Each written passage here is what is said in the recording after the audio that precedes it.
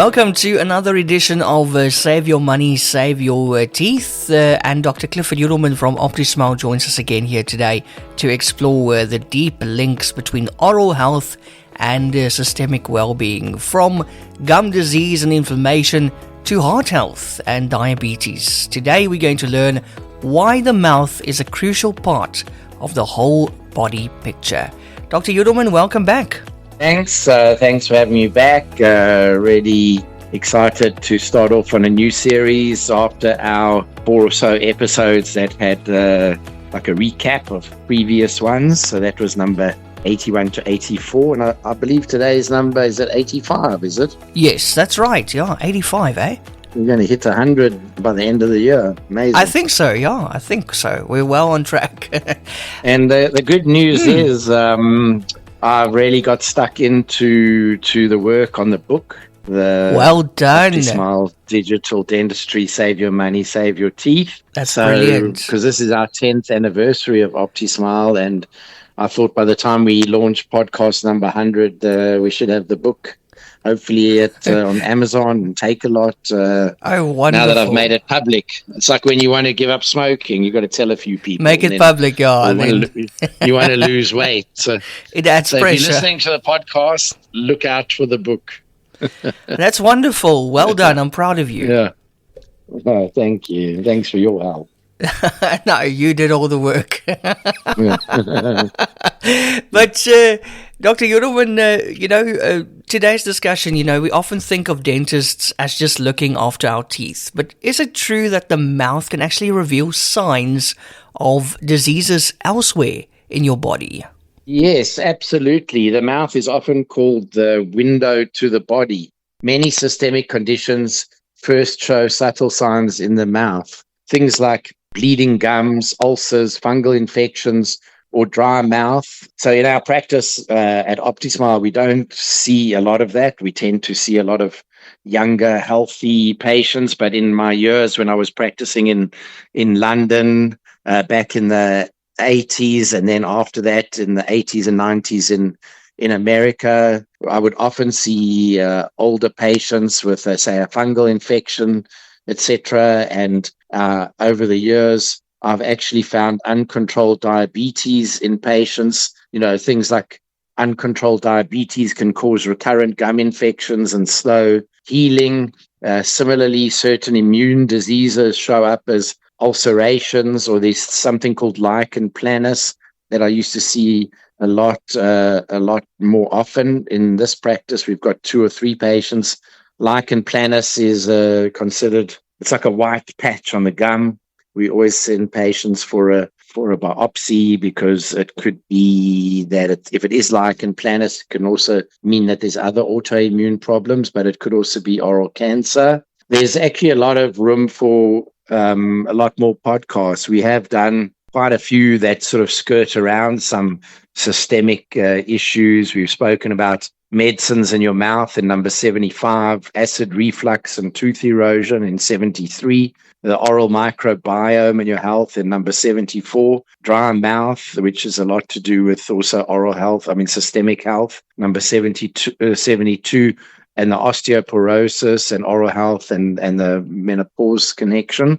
But I've now got a second wind with all of this, and we should really do some on diabetes and gums, etc. So look out for it. I will mix them up a bit. Often during a routine dental checkup, we spot something and we send patients to their GP or a specialist to go and have a blood test, or to ask the GP about something or another. There's a lot of things. I could just keep talking even without any further questions, but I think you got another 9 or so questions for me, so let's go. Yeah, I want to ask you also, how exactly does gum disease link to heart disease and diabetes? So, we started looking and hearing about that maybe even 15 or more years ago, but now there's so much research, so many properly written journal, peer-reviewed articles. It's called evidence-based medicine. So the connection lies in inflammation, and chronic gum disease or periodontitis allows bacteria to get into the bloodstream. We did speak a little bit about that when we spoke about bleeding gums. But, once there, they can stick to the blood vessel walls and trigger inflammation, which leads to atherosclerosis. That's a big word there, but that means hardening of the arteries, and that contributes to heart disease. In people with diabetes, gum disease can worsen your blood sugar control because the inflammation increases insulin resistance. And there's also evidence showing up that treating gum disease improves diabetic control. So it's truly a two-way relationship. So if you have diabetes, or someone with diabetes, make sure that they're brushing, flossing, maybe send them this podcast, send them the one about gum disease, but more importantly, tell them to make a checkup with their own dentist, and to be sure that the dentist checks their gums, does proper x-rays, pokes their gums to do little measurements called a periodontal probing. It's very important. This podcast today, if that's the only message we get across, diabetics, make sure your gums are healthy. Now, Dr. Yudelman, many people don't realize that dentists can actually sometimes pick up on general illnesses before the doctors do. How on earth does that happen? Yeah, so dentists spend a lot of time examining soft tissues. We look at bone on x-rays. We check patients if they've got lymph nodes. Often areas that are overlooked in a routine medical checkup. We might spot early signs of anemia. If someone's gums are very pale, nutritional deficiencies like a vitamin B12 deficiency, a patient can have like a really smooth, the sides of the tongue can be really smooth, and we can find that they maybe need to get some vitamin B12 injections. Not often, but when I see these types of things, I'll send patients to their GP.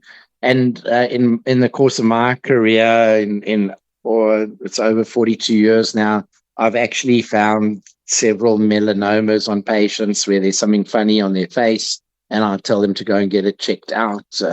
Wow. There's 3 or 4 in particular that I can think of.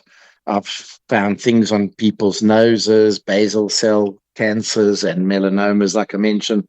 And luckily, in my lifetime, I've never really. I always look at patients' tongues and look around the mouth, but I've never really had a patient with severe, like, oral cancer. There are patients that have had small things removed, but oral cancer can be devastating. It can be a small painless ulcer that persists for more than 2 weeks, and early detection in the dental chair can literally save lives. Oral cancer can be deadly.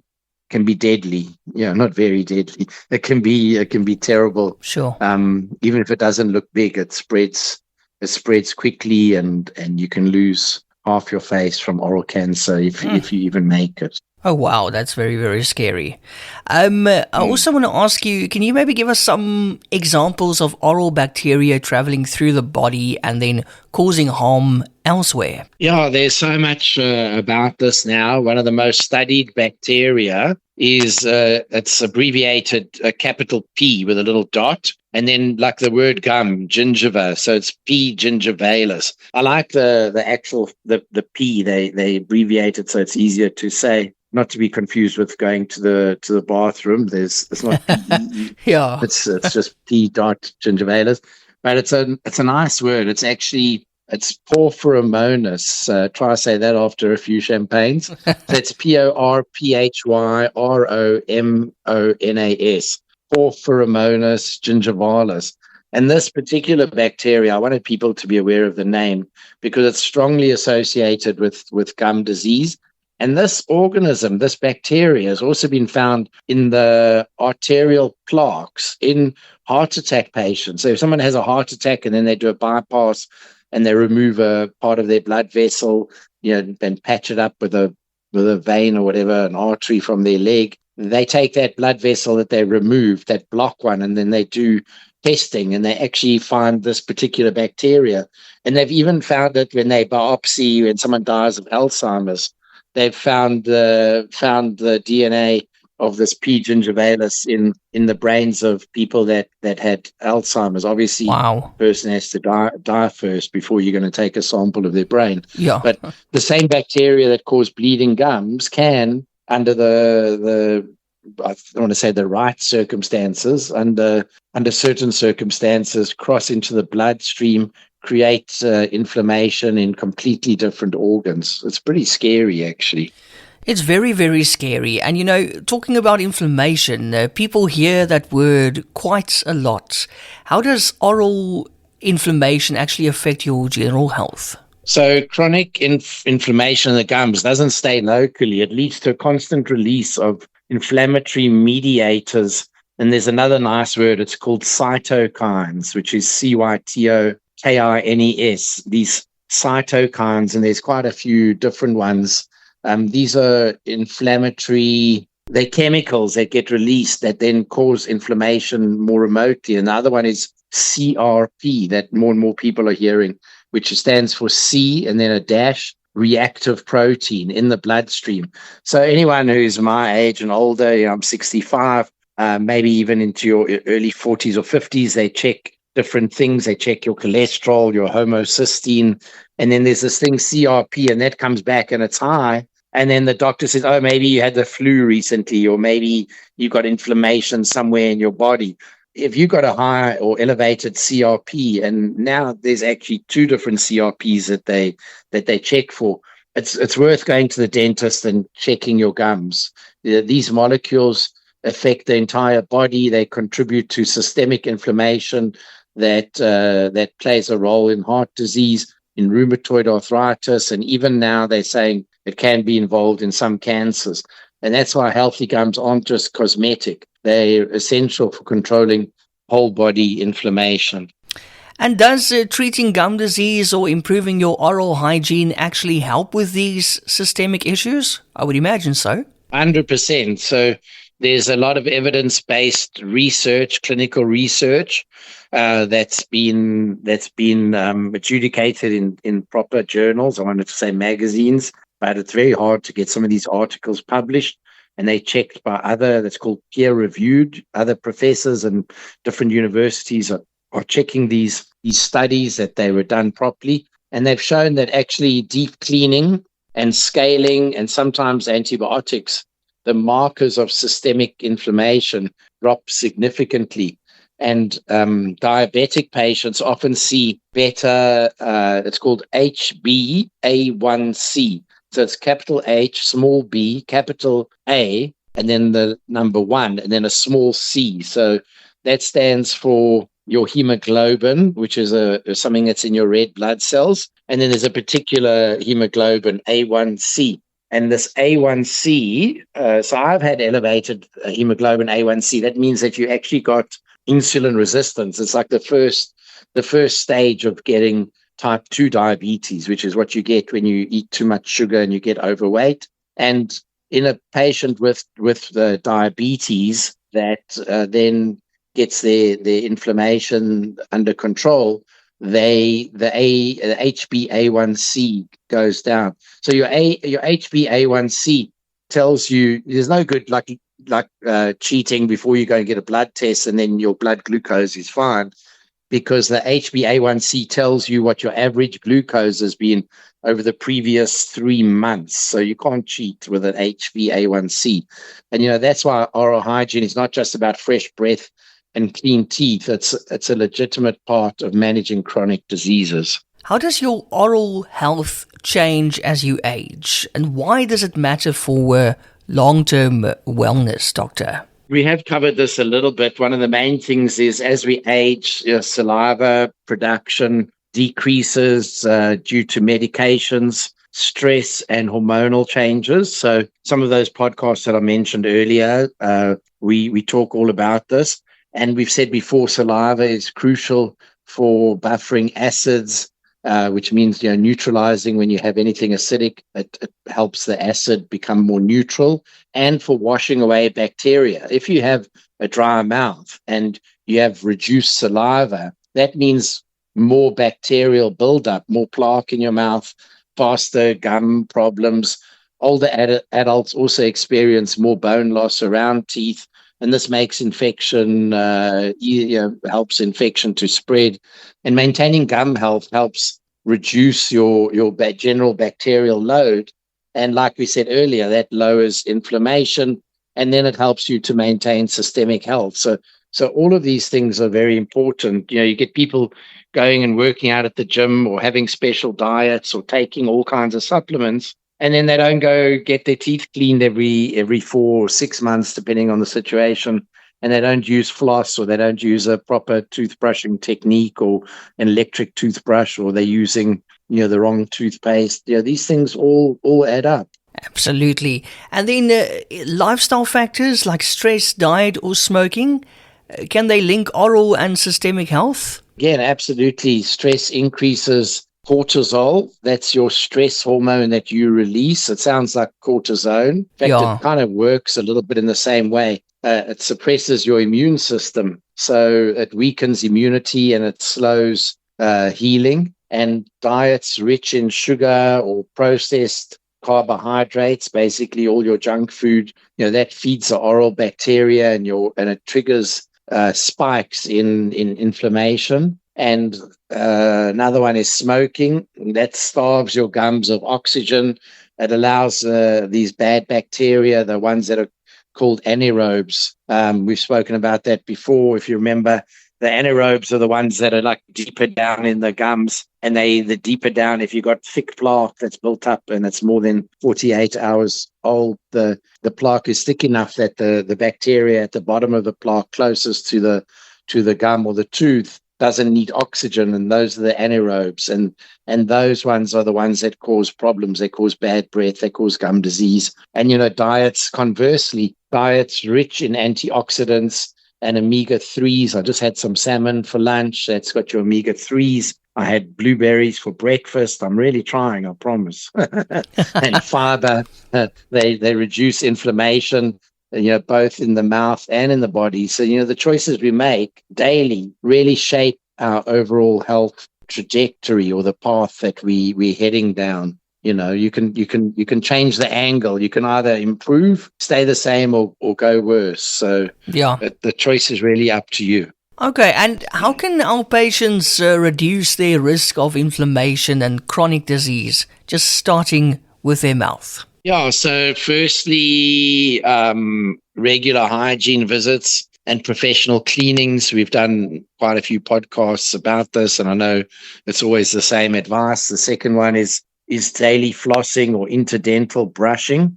So that's coming soon in another podcast where we compare flossing and then these little brushes that go between your teeth, and toothpicks and floss picks and water flosses, those ones that squirt water. But basically daily flossing or interdental brushing. People don't clean between their teeth. And a good quality electric toothbrush with soft bristles, that's always going to be good. And a fluoride toothpaste. We've done quite a few podcasts about those things, so go back and listen to those. And beyond that, maintaining a balanced diet, staying hydrated, and managing stress all helps your mouth and your body work in harmony. Doctor, what is your final takeaway for our listeners today? I know in different parts of the world, people have got a different focus. Some people are just trying to make a living. We're very spoiled in Cape Town. You'll see people running on the promenade, and the gyms are packed, and people do Pilates. And once people have some means and they're not just trying to survive, the next thing they focus on is their general health. And you see these, we often get patients, they come in, they cyclists, or they gym goers with very good physiques and so on, and their mouth is shocking. They've got bad gums and so on.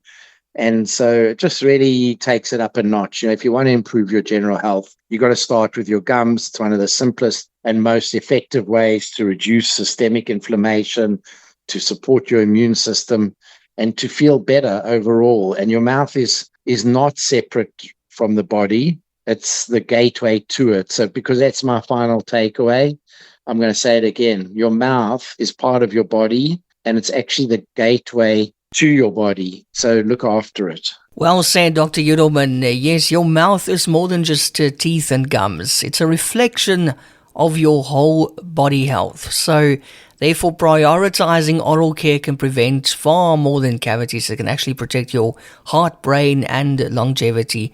So, Dr. Yudelman, thank you so much. Thank you very much. And looking forward to next week, where we're going to change it up a little bit and talk a little bit about where we've spoken in the past, quite a while ago. It's called beyond aesthetics, something that's quite a common term with dentists, but most patients have never heard of it.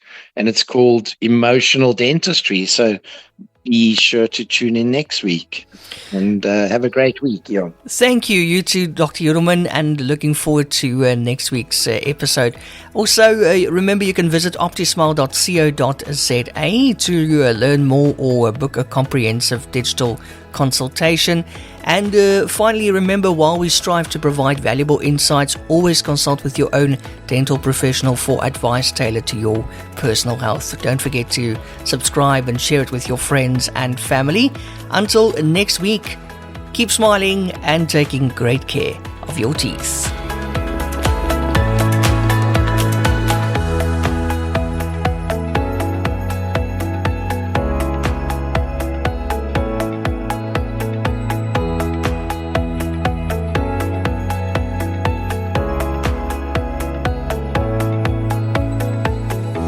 Discover the world of dental excellence with OptiSmile.